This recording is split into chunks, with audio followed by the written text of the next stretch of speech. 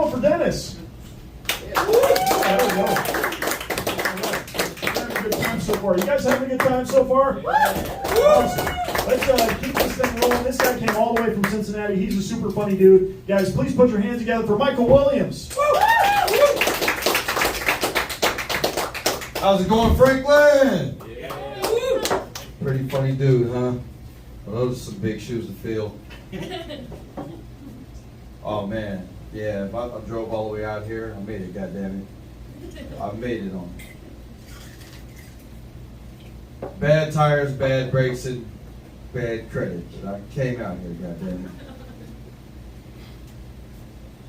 I'm a father. Father of all girls. And it pains me that one day I'm going to have to sit them down, look them in the eye, and say, one day, sugar, you're going to have to blow a dude for a half tank of gas. I mean, what are the odds, right? What are the odds that something like that actually happened? But sure enough, it happened to me on the way out here. I ran out of gas.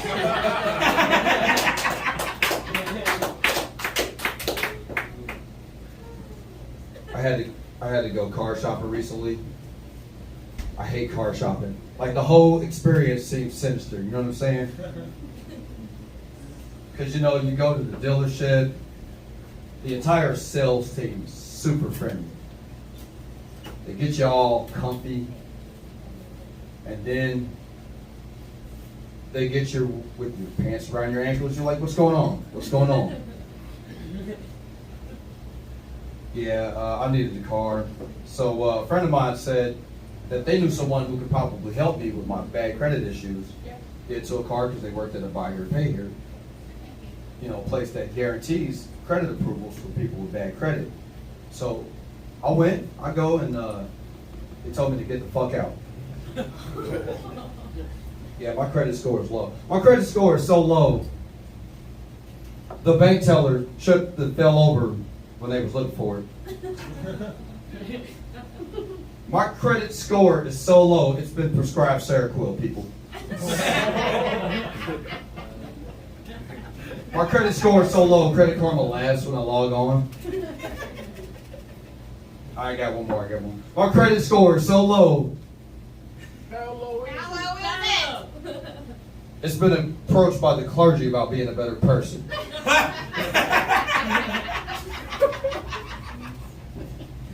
Yeah, so I went to another dealership and right away, the salesman took one look at my shoes and dropped me off at a McDonald's. I was like, I just wanted to look at the car.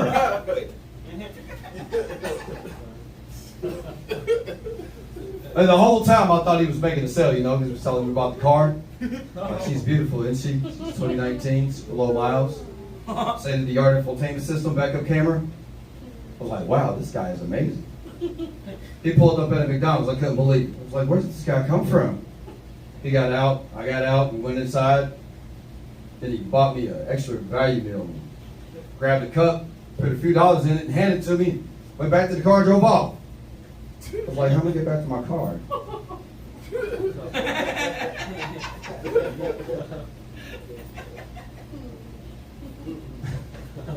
So I go back, and like the salesman, he was a real stand-up kind of guy, you know, like he actually got me an approval, you know, and like they went to the back room, you know, with his supervisor, where they run your credit, and when he came out in a surgical mask, a white coat, and a stethoscope around his neck, I was like, I need to get the fuck out of here. Once I heard that pop on that long white glove, I was like, yeah, something's wrong here. I didn't like the terms and conditions for what they said I was approved for, you know. So I held out. I was acting like Jesse Bates with training camp. You know, I wanted to sleep on it, you know, so I went home. I slept on it. And then a couple days later, I seen they had another car that I wanted, so I texted the dealer and asked if he could work a deal with that. And sure enough, he crunched the numbers, and he actually texted me back. I couldn't believe it. I couldn't believe he texted me back. Like, after all, I was being an asshole. But, yeah, he texted me the approval. You know, he sent me the screenshot of the approval, which was the absolute worst thing that could have possibly happened. So, we scheduled an appointment for the test drive. I went to the dealership. Before I went to the dealership, I actually seen another car that I wanted, and asked him if he could work a deal on that. And he said, well, you know, you'll be here in a couple of days, so I'll just see you then. So I went, took a test drive of the first car, and then when I came back, he came out and he said no. He said, Mike, you gotta have $4,000 on a car like this, man. My manager said no. So I was heartbroken. I got home like I had just got out of a bad breakup. I was mean to the kids. Get out of my face. I was mad at my wife for no reason. Get away from me. I was throwing shit across the room. I took my shirt off. But it was the only thing I knew I could throw and would break. Nothing. You know what I mean? I ain't got no money. So right away, I vigorously searched the internet for what I wanted. By now, I knew exactly what I wanted. The perfect car for a dad with a house full of kids. A convertible.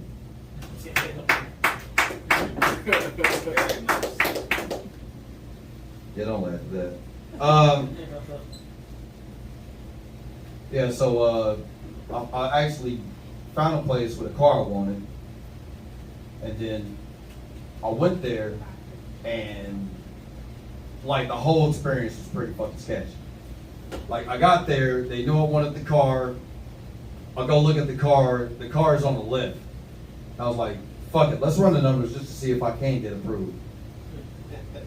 So they went in the back room with the manager, and then she came out with a surgical bag, a white coat, and a stethoscope around her neck. She came out and she was like, yeah, you've been approved. And like, I was shocked, you know, like I was shocked. So, you know, she came out with the paper to sign. She went back, and then the whole time they were processing the paperwork, she was walking around with her back hunched, rubbing her palms, you know what I mean? I was like, what the fuck is going on? What's going on? But yeah, I got it done, and I got my convertible, and I couldn't wait to call the dealer at the other dealership to let them know I just bought a car with a 300 credit score.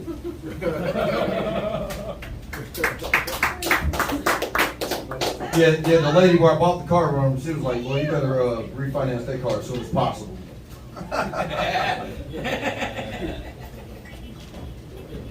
Yeah, I wanted a car that looked like I had herpes, but no one cares. You know what I'm saying?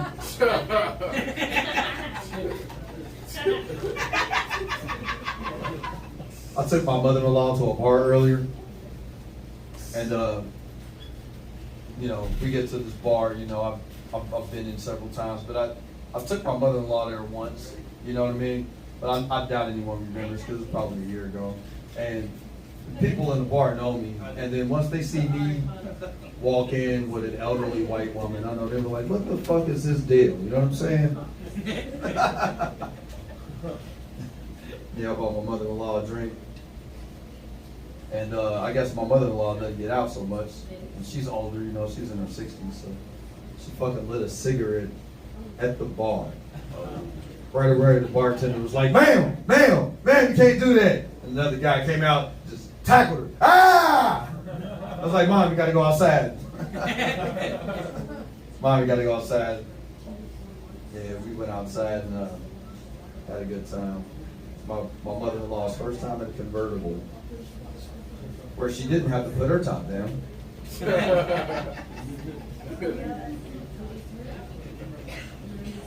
A little something about me. I mean, I'm a whore.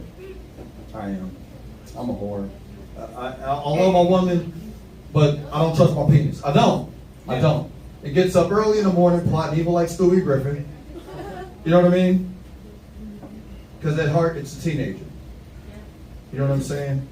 Always trying to get into something. You know what I mean? It is what it is. Look, I've been with my woman. We're going on 10 years. But if it doesn't work out, after that, I'd rather just pay for it. Okay. And think about it. You know, when you pay for it, you get what you want, she gets what she wants, and you part your separate ways, you know? But there's little words spoken and eye contact made as humanly possible. You know, because I want to talk. At my age, I don't want to talk. Look, when I was younger, I used to think I could talk to a woman so many years younger than me because we wouldn't have anything to talk about. But at my age, what do I got to talk about? What do we got to talk about? The only thing we have to talk about is, do you swallow? Do you do anal? And if you don't do the first two, I'm taking my money elsewhere, sir.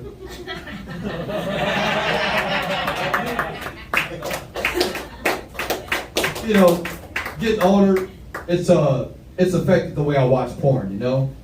And I enjoy a woman's every imperfections because that is what makes a woman perfect to me. And with that said, I'm definitely watching a lot of older women in BBWs. Like, look, have you ever been to a lake or a pond and threw a pebble in the water just to watch it skip? Do it. You know those ripples it makes? Skinny bitches can't do that. Talk your shit. I'm gonna end this right there. Y'all have been awesome. I have been Michael Williams. I'm getting the hell out of here. Let's get Kevin back.